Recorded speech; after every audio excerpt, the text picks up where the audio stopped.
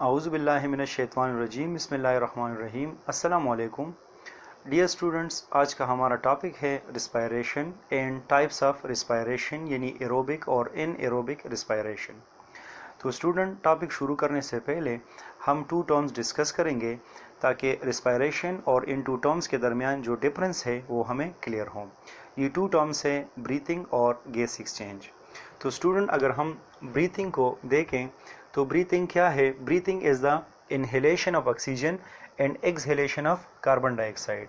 यानी जब हम सांस लेते हैं और सांस लेने के दौरान जब ऑक्सीजन हमारे बॉडी के अंदर चला जाता है और कार्बन डाइऑक्साइड हमारे बॉडी से बाहर की तरफ निकल जाता है, तो इस प्रोसेस को कहते हैं ब्रीथिंग। स्टूडेंट, अगर हम डायग्राम को देखें तो ऑक्सीजन की कंसंट्रेशन हमारे एक्सटर्नल एनवायरनमेंट में बहुत ज़्यादा होती है, जबकि लंग्स में ऑक्सीजन की कंसंट्रेशन कम होती है। तो जब हम सांस लेते हैं तो इनहेलेशन के दौरान ऑक्सीजन एक्सटर्नल एनवायरनमेंट से हमारे लंग्स की तरफ चला जाता है। इनहेलेशन में ऑक्सीजन एक्सटर्नल एनवायरनमेंट से इंटरनल एनवायरनमेंट यानी लंग्स को चला जाता है, जबकि एक्सहेलेशन के दौरान कार्बन डाइऑक्साइड जिनकी कंसंट्रेशन हमारे लंग्स में बहुत ज़्यादा होती है वो बाहर की तरफ चला जाता है। तो इस प्रोसेस को कहते हैं ब्रीथिंग। यानी जब हम सांस लेते हैं तो सांस लेने के दौरान ऑक्सीजन का लंग्स की तरफ आना और कार्बन डाइऑक्साइड का बाहर की तरफ जाना, इस प्रोसेस को कहते हैं ब्रीथिंग। जबकि अगर हम गैस एक्सचेंज को डिफ़ाइन करें तो गैस एक्सचेंज को हम कुछ इस तरह डिफ़ाइन कर सकते हैं: the delivery of oxygen from the lungs to the blood stream and the elimination of carbon dioxide from the blood stream to the lungs. Oxygen की मकदार हमारे लंग्स में बहुत ज़्यादा होती है, जबकि हमारे ब्लड स्ट्रीम में ऑक्सीजन की कंसंट्रेशन कम होती है। तो ऑक्सीजन हमारे लंग्स से ब्लड स्ट्रीम की तरफ चला जाता है और ब्लड स्ट्रीम में कार्बन डाइऑक्साइड की मकदार ज़्यादा होती है, तो वो ब्लड स्ट्रीम से हमारे लंग्स की तरफ चला जाता है। इस प्रोसेस को कहते हैं गैस एक्सचेंज। अगर हम यहाँ पर डायग्राम को देखें तो ये स्ट्रक्चर जो आपको नज़र आ रहा है ये है अल्वेलाई। अल्वेलाई हमारे लंग्स में स्मॉल ग्रेप्स लाइक स्ट्रक्चर है जहाँ पर गैस एक्सचेंज होती है, जबकि ये स्ट्रक्चर जो आपको नज़र आ रहा है ये है कैपिलरी का। तो जब हम सांस लेते हैं तो ऑक्सीजन पहुंचता है हमारे अल्वेलाई को, तो अल्वेलाई में ऑक्सीजन की कंसंट्रेशन बढ़ जाती है। जब अल्वेलाई में ऑक्सीजन की कंसंट्रेशन बढ़ जाती है तो ऑक्सीजन डिफ्यूज होता है अल्वेलाई से हमारे ब्लड वेसल्स को, जबकि हमारे ब्लड कैपिलरीज में कार्बन डाइऑक्साइड की कंसंट्रेशन बहुत ज़्यादा होती है, जबकि हमारे अल्वेलाई में कार्बन डाइऑक्साइड की कंसंट्रेशन कम होती है। तो कार्बन डाइऑक्साइड डिफ्यूज़ होता है ब्लड वेसल से अल्वेलाई की तरफ और फिर अल्वेलाई से एक्सहेलेशन के दौरान ये बाहर की तरफ निकल जाता है। तो डियर स्टूडेंट, जब हम सांस लेते हैं तो सांस लेने के दौरान ऑक्सीजन का अल्वेलाई की तरफ आना और फिर अल्वेलाई से कैपिलरीज की तरफ जाना, जबकि कार्बन डाइऑक्साइड का कैपिलरी से अल्वेलाई की तरफ जाना और फिर अल्वेलाई से बाहर की तरफ जाना, इस प्रोसेस को कहा जाता है गैस एक्सचेंज। डियर स्टूडेंट, उम्मीद है आप ब्रीथिंग और गैस एक्सचेंज समझ गए होंगे। तो स्टूडेंट, अपना टॉपिक रिस्पायरेशन शुरू करते हैं। स्टूडेंट, अगर हम रिस्पायरेशन को डिफ़ाइन करें तो हम उसको कुछ इस तरह डिफ़ाइन कर सकते हैं कि it is an oxidation reduction process which occur inside the living cell during which organic food is broken down and energy is released. यानी रिस्पायरेशन सेल के अंदर होने वाला वो अमल है जिसमें ग्लूकोज की ब्रेकडाउन होती है और एनर्जी रिलीज़ होती है। या हम इसको कुछ इस तरह भी डिफ़ाइन कर सकते हैं: रिस्पायरेशन सेल के अंदर होने वाला वो रिडॉक्स अमल है जिसके दौरान ग्लूकोज की ब्रेकडाउन होती है और इस ब्रेकडाउन के नतीजे में एनर्जी प्रोड्यूस होती है। स्टूडेंट, रिस्पायरेशन को हम ऑक्सीडेशन रिडक्शन रिएक्शन भी कहते हैं। ऑक्सीडेशन रिडक्शन रिएक्शन इसको हम इसलिए कहते हैं कि इस रिएक्शन के दौरान मॉलिक्यूल की ऑक्सीडेशन और रिडक्शन होती है। अगर हम ऑक्सीडेशन को देखें तो ऑक्सीडेशन है द लॉस ऑफ हाइड्रोजन, जबकि रिडक्शन है द गेनिंग ऑफ हाइड्रोजन। यानी जब कोई मॉलिक्यूल हाइड्रोजन लॉस करता है तो इस प्रोसेस को कहते हैं ऑक्सीडेशन, जबकि जब कोई मॉलिक्यूल हाइड्रोजन गेन करता है तो इस प्रोसेस को कहते हैं रिडक्शन। तो रिस्पायरेशन भी ऑक्सीडेशन रिडक्शन है, यानी यहाँ पर भी कुछ मॉलिक्यूल्स की ऑक्सीडेशन होती है जबकि कुछ मॉलिक्यूल की रिडक्शन होती है। जैसा कि मैंने कहा ये लिविंग सेल के अंदर होगी। तो लिविंग सेल में रिस्पायरेशन के लिए 2 साइट्स हैं, एक है साइटोप्लाज्म जबकि दूसरा जो साइट है वो है माइटोकॉन्ड्रिया। तो स्टूडेंट, रिस्पायरेशन को दोबारा डिफाइन करते हैं। रिस्पायरेशन वो अमल है जो सेल के अंदर होती है और इस अमल के दौरान ग्लूकोज की ब्रेकडाउन होती है और इस ब्रेकडाउन के नतीजे में एनर्जी रिलीज होती है। रिस्पायरेशन को दूसरा नाम कैटाबॉलिक रिएक्शन भी कहा जाता है। कैटाबॉलिक रिएक्शन हम इसको इसलिए कहते हैं कि यहाँ पर ग्लूकोज की ऑर्गेनिक फूड की ब्रेकडाउन होती है। तो कैटाबॉलिक रिएक्शन है डिस्ट्रक्टिव रिएक्शन। तो यहाँ पर भी ऑर्गेनिक फूड यानी ग्लूकोज की ब्रेकडाउन होती है, तो इसलिए हम इसको कहते हैं कैटाबॉलिक रिएक्शन। स्टूडेंट, अगर हम रिएक्शन को देखें तो रिएक्शन से क्लियर हो जाएगा कि क्यों हम रिस्पायरेशन को ऑक्सीडेशन रिडक्शन रिएक्शन कहते हैं। यहाँ पर ग्लूकोज जब कंबाइन होता है ऑक्सीजन के साथ तो ये बनाता है कार्बन डाइऑक्साइड, वाटर मॉलिक्यूल और यहाँ पर एनर्जी रिलीज होती है। तो यहाँ पर होती है ऑक्सीडेशन और रिडक्शन। रिस्पायरेशन में ग्लूकोज की ऑक्सीडेशन होती है, यानी यहाँ से हाइड्रोजन जो है वो लॉस होता है, जबकि ऑक्सीजन की रिडक्शन होती है, यानी ये हाइड्रोजन जो ग्लूकोज से निकलता है वो ऑक्सीजन रिसीव करता है। तो जब ग्लूकोज मॉलिक्यूल हाइड्रोजन लॉस करता है तो ये इस ग्लूकोज से बनता है कार्बन डाइऑक्साइड, तो इस प्रोसेस को कहते हैं ऑक्सीडेशन। जबकि यहाँ से जो हाइड्रोजन निकलता है वो चला जाता है ऑक्सीजन को, तो ऑक्सीजन बनाता है वाटर मॉलिक्यूल, तो यहाँ पर ऑक्सीजन की रिडक्शन होती है, तो इस प्रोसेस को कहते हैं रिडक्शन। स्टूडेंट, अगर हम टाइप्स की बात करें तो रिस्पायरेशन की 2 बेसिक टाइप्स हैं, एक है एनएरोबिक रिस्पायरेशन और दूसरा है एरोबिक रिस्पायरेशन। एनएरोबिक रिस्पायरेशन को हम अदर वर्ड्स में या इसका दूसरा नाम जो है वो परमेंटेशन है। तो एनएरोबिक रिस्पायरेशन या परमेंटेशन क्या है? ये रिस्पायरेशन की वो किस्म है जिसमें इनकम्प्लीट ब्रेकडाउन ऑफ ग्लूकोज होती है without the utilization of oxygen. यानी रिस्पायरेशन की वो किस्म जिसमें ग्लूकोज की ब्रेकडाउन होती है ऑक्सीजन की गैर मौजूदगी में, तो इस किस्म के रिस्पायरेशन को कहा जाता है एनएरोबिक रिस्पायरेशन। एनएरोबिक रिस्पायरेशन की वो किस्म है जिसमें ग्लूकोज की ब्रेकडाउन होती है ऑक्सीजन की गैर मौजूदगी में। इसके अलावा एनएरोबिक रिस्पायरेशन में स्मॉल अमाउंट ऑफ एनर्जी जो है ये रिलीज होती है, यानी एनएरोबिक रिस्पायरेशन के दौरान बहुत कम मिकदार में एनर्जी प्रोड्यूस होती है।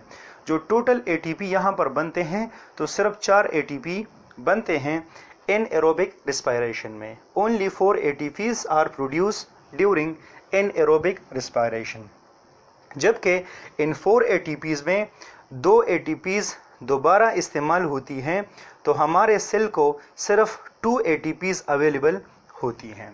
तो एनएरोबिक रिस्पायरेशन के दौरान जो नेट एटीपी प्रोडक्शन है वो सिर्फ 2 है, जबकि टोटल एटीपी प्रोडक्शन है 4। एनएरोबिक रिस्पायरेशन के दौरान टोटल 4 एटीपीज पैदा होती हैं।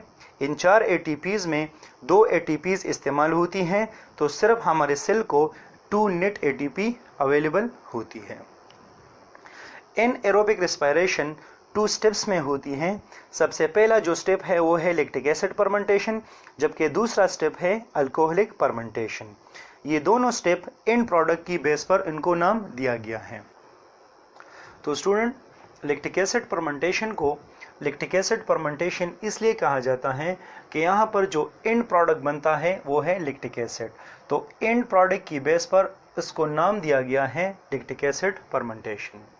लैक्टिक एसिड फर्मेंटेशन का जो साइट है ये होती है हमारे ह्यूमन मसल्स साइटोप्लाज्म में, जबकि ये बैक्टीरिया के साइटोप्लाज्म में भी होता है। लैक्टिक एसिड फर्मेंटेशन का जो साइट है वो है ह्यूमन मसल साइटोप्लाज्म और bacteria cytoplasm. Lactic acid fermentation 2 steps में होती है। सबसे पहले स्टेप में ग्लूकोज की कन्वर्जन होती है पायरोइक एसिड को, यानी एक ग्लूकोज मॉलिक्यूल से 2 पायरोइक एसिड मॉलिक्यूल बनते हैं। जब ग्लूकोज से 2 पायरोइक एसिड बनते हैं तो इस रिएक्शन के दौरान जो ऑक्सीडाइज को एंजाइम होते हैं NAD, ये रिड्यूस होते हैं NADH को, जबकि इस रिएक्शन में 2 ADPs plus inorganic phosphate combine होते हैं और ये बनाते हैं 2 ATP। सबसे पहले स्टेप में ग्लूकोज की कन्वर्जन होती है 2 पायरोइक एसिड को, यानी एक ग्लूकोज मॉलिक्यूल से बनते हैं 2 पायरोइक एसिड। इस रिएक्शन के दौरान ऑक्सीडाइज्ड NAD, यानी ये कोएंजाइम्स हैं, ये दोनों 2 NAD जो हैं ये रिड्यूस होते हैं 2 NADH को, जबकि दूसरे स्टेप में पायरोइक एसिड जो है इसकी कन्वर्जन होती है एंड प्रोडक्ट लैक्टिक एसिड को। जब पायरोइक एसिड की कन्वर्जन लैक्टिक एसिड को होती है तो इस दौरान जो रिड्यूस NAD हैं, जो 2 NAD बनते हैं स्टेप 1 में, यहाँ पर इसकी ऑक्सीडेशन होती है दोबारा 2 NAD को। यहाँ पर जो एंजाइम है वो है लैक्टिक डिहाइड्रोजिनेज। अगर हम ग्लूकोज को देखें तो ये 6 कार्बन कंपाउंड है, जबकि पायरोइक एसिड 3 कार्बन कंपाउंड है, ये भी 3 कार्बन कंपाउंड है, और लैक्टिक एसिड में भी 3 कार्बन होते हैं। इसके अलावा अगर हम अल्कोहलिक फर्मेंटेशन को देखें तो अल्कोहलिक फर्मेंटेशन को अल्कोहलिक फर्मेंटेशन इसलिए कहा जाता है कि इसमें जो एंड प्रोडक्ट बनता है वो होता है अल्कोहल, तो इस बेस पर इसको कहा जाता है alcoholic fermentation. Alcoholic fermentation yeast में होती हैं, यानी ये यीस्ट के साइटोप्लाज्म में होती हैं। अल्कोहलिक फर्मेंटेशन भी 2 स्टेप्स रिएक्शन है। सबसे पहले स्टेप में ग्लूकोज से बनता है पायरोइक एसिड, यानी लैक्टिक एसिड फर्मेंटेशन में जो स्टेप 1 है वो बिल्कुल सिमिलर कॉपी है अल्कोहलिक फर्मेंटेशन का। तो यहाँ पर भी जो 2 NAD यानी 2 ऑक्सीडाइज्ड कोएंजाइम NAD, वो उसकी रिडक्शन होती है NADH को, यानी स्टेप 1 में जब ग्लूकोज से पायरोइक एसिड बनता है तो NAD जो ऑक्सीडाइज्ड फॉर्म में होता है वो कन्वर्ट होता है रिड्यूस फॉर्म को, जबकि 2 ADP प्लस 2 इनऑर्गेनिक फॉस्फेट भी कंबाइन होती हैं और ये बनाते हैं ATP। जबकि स्टेप 2 में पायरोइक एसिड से पहले बनता है एसिटल्डिहाइड, जबकि एसिटल्डिहाइड से आखिर में बनता है अल्कोहल। यहाँ पर जो स्टेप 1 है ये है डीकार्बोक्सिलेशन का। डीकार्बोक्सिलेशन मीन्स पायरोइक एसिड से एक कार्बन डाइऑक्साइड मॉलिक्यूल की लॉस होती हैं। यहाँ पर जो एंजाइम है वो है पायरोवेट डीकार्बोक्सिलेज। ये वो एंजाइम है जो किसी भी मॉलिक्यूल से कार्बन रिमूव करता है, जबकि दूसरे स्टेप में एसिटल्डिहाइड से बनता है अल्कोहल। यहाँ पर जो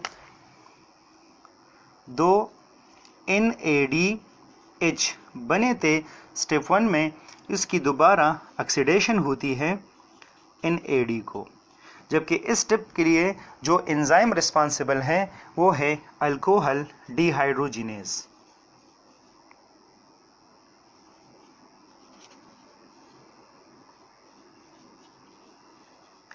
तो डियर स्टूडेंट, जैसा कि हमने पढ़ा, एनएरोबिक रिस्पायरेशन की 2 स्टेप्स हैं। एक है लैक्टिक एसिड फर्मेंटेशन और दूसरा है अल्कोहलिक फर्मेंटेशन।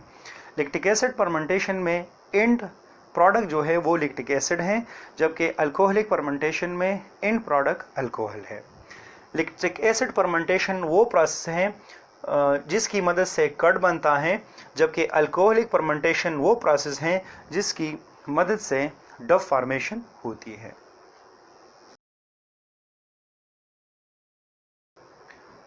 डियर स्टूडेंट, हमारे टॉपिक का दूसरा और आखिरी हिस्सा है एरोबिक रिस्पायरेशन। एरोबिक रिस्पायरेशन की वो किस्म है जो take place in the presence of oxygen और नीड प्री ऑक्सीजन, यानी ये रिस्पायरेशन की वो किस्म है जिसको प्री ऑक्सीजन की ज़रूरत होती है, या वो रिस्पायरेशन जो ऑक्सीजन के मौजूदगी में होती हैं। इस किस्म के रिस्पायरेशन को कहा जाता है एरोबिक रिस्पायरेशन। एरोबिक रिस्पायरेशन की वो किस्म है जिसमें ग्लूकोज की ब्रेकडाउन होती है ऑक्सीजन की मौजूदगी में। इसी तरह respiratory substrate completely oxidise to CO2 and water, यानी एरोबिक रिस्पायरेशन में ग्लूकोज की रिस्पायरेटरी सबस्ट्रेट मींस ग्लूकोज की कंप्लीट ऑक्सीडेशन होती है, कंप्लीट ब्रेकडाउन होती है कार्बन डाइऑक्साइड और वाटर को, जबकि एनएरोबिक रिस्पायरेशन में ग्लूकोज की इनकम्प्लीट ब्रेकडाउन होती हैं। तो इसी वजह से वहाँ पर बहुत कम मिकदार में एनर्जी रिलीज होती है, जबकि यहाँ पर रिस्पायरेटरी सबस्ट्रेट की कंप्लीट ऑक्सीडेशन होती है। तो इसी वजह से यहाँ पर बहुत ज़्यादा मिकदार में एनर्जी रिलीज होती है। डियर स्टूडेंट, ये सबसे अहम फैक्टर हैं, ये सबसे अहम पॉइंट हैं कि एनएरोबिक रिस्पायरेशन में ग्लूकोज की इनकम्प्लीट ऑक्सीडेशन होती है क्योंकि वहाँ पर ऑक्सीजन मौजूद नहीं होता, जबकि एरोबिक रिस्पायरेशन में ग्लूकोज की कंप्लीट ऑक्सीडेशन होती है ऑक्सीजन की मौजूदगी में। तो जब कंप्लीट ऑक्सीडेशन ग्लूकोज की होगी तो बहुत ज़्यादा मिकदार में एनर्जी प्रोड्यूस होगी, जबकि जब इनकम्प्लीट ऑक्सीडेशन होगी तो फिर बहुत कम मिकदार में एनर्जी पैदा होगी। तो स्टूडेंट, अगर हम रिएक्शन को देखें तो एक ग्लूकोज मॉलिक्यूल जब ऑक्सीजन के साथ कंबाइन होता है तो ये बनाता है कार्बन डाइऑक्साइड, वाटर मॉलिक्यूल, और यहाँ पर जो ATPs बनते हैं वो है 36। ये 36 जो है ये है नेट प्रोडक्शन। एरोबिक रिस्पायरेशन के दौरान जो टोटल ATPs बनते हैं वो होते हैं 38। टोटल ATPs जो बनते हैं एरोबिक रिस्पायरेशन में वो होते हैं 38। इन 38 ATPs में 2 दोबारा इस्तेमाल होती हैं, 2 ATPs इस्तेमाल होती हैं जो स्टेप है ग्लाइकोलाइसिस के दौरान। तो सेल को जो नेट अवेलेबल ATPs हैं वो है 36। स्टूडेंट, अगर हम आखिर में बात करें स्टेप्स के बारे में तो एरोबिक रिस्पायरेशन के टोटल 3 स्टेप्स हैं। एक है ग्लाइकोलाइसिस, दूसरा है क्रेब्स साइकिल, और सबसे तीसरा और आखिर स्टेप है इलेक्ट्रॉन ट्रांसपोर्ट चेन। तो इंशाल्लाह स्टूडेंट, हम अगले लेक्चर्स में, अपने नेक्स्ट लेक्चर में ग्लाइकोलाइसिस और क्रेब्स साइकिल के बारे में बात करेंगे।